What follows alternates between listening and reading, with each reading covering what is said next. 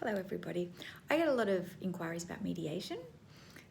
It's a great way of resolving a property or a parenting matter in the family law system as opposed to going through the courts.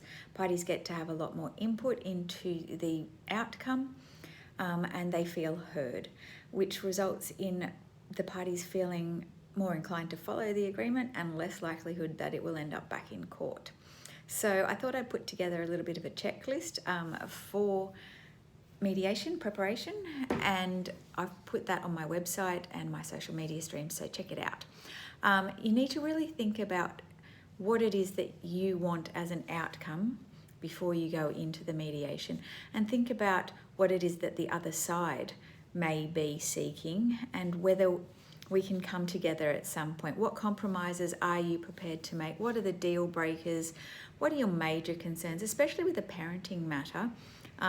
Is there anything really worrying that you want to discuss at mediation? Make sure you're on the same page with the other parent. Just set expectations really with a parenting matter.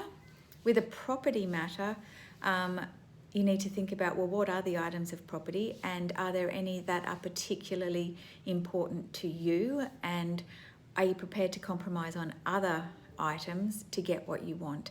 Make a list of those things. Obviously, at the end of the day in mediation, people are going to be faced with the prospect of they might have an agreement. Should that agreement be drafted up into a form that can be filed with the court?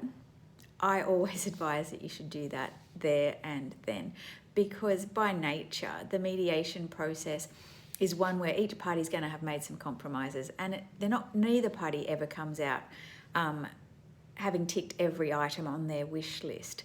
So it's best to try and get it sorted on the day, signed on the day, so that people don't have in their mind that, oh, I can still change this.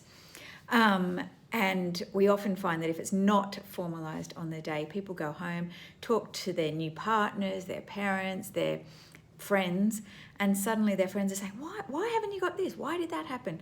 And they haven't been in the process. They haven't understood the compromises that were necessary to get the matter to finalise without the unnecessary emotional and financial expense of taking the matter through the courts.